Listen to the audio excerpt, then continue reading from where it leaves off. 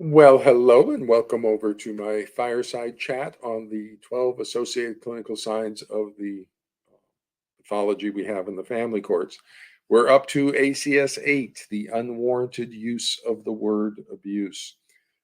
This is a sensitive one because whenever there's any concerns of abuse from anyone for any reason, those concerns need to be fully assessed and accurately diagnosed.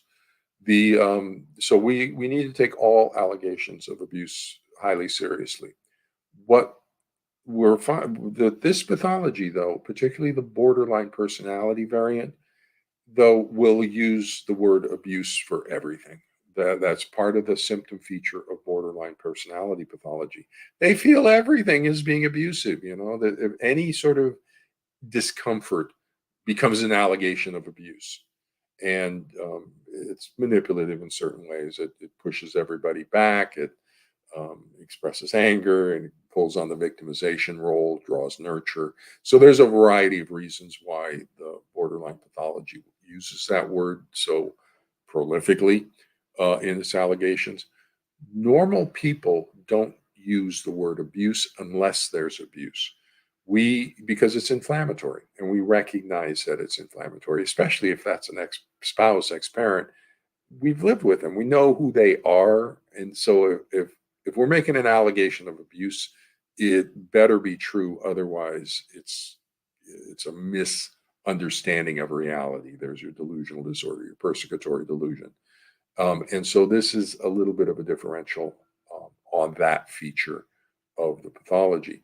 Manipulative use of the word abuse, false allegations of abuse, put the child protection on play to manipulate the court, manipulate a lot of people.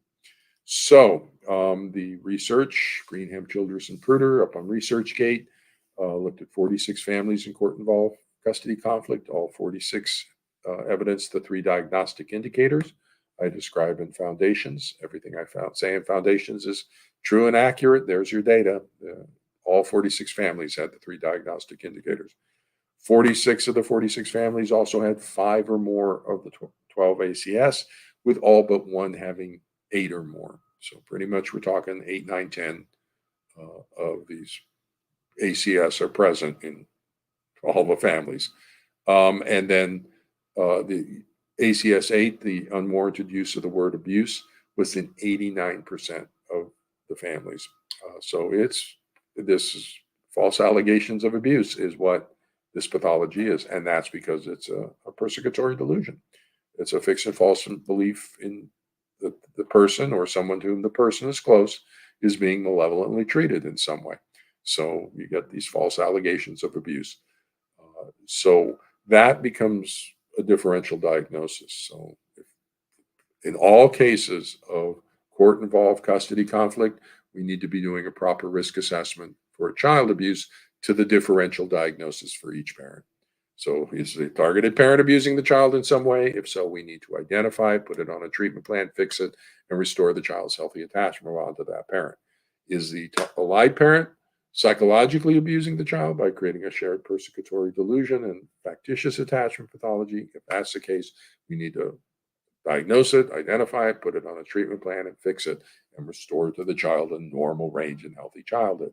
One way or the other, we gotta fix the problem.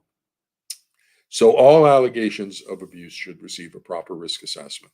The use of the word abuse to describe events is inherently inflammatory.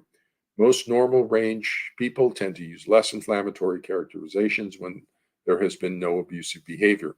Borderline personality pathology, however, perceives and alleges minor emotional discomfort as abusive to manipulatively elicit a protective response from others.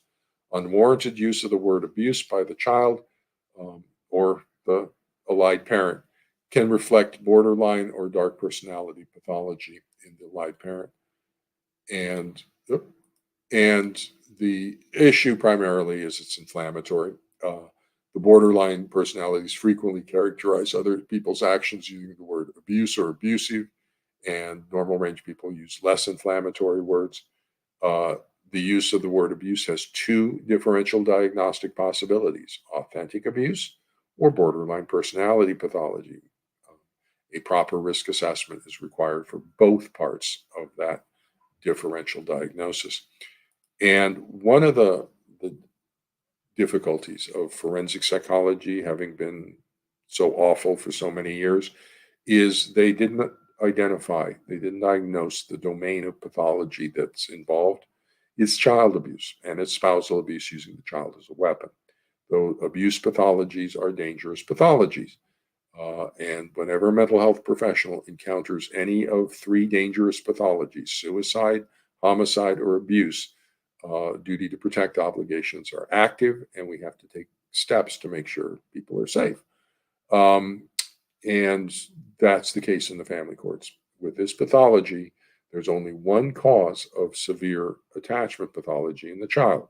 That's child abuse. The only question is which parent.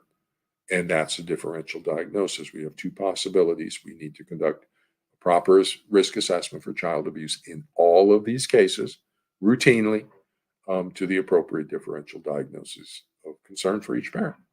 So with that, let's move over to ACS 9, excessive texting and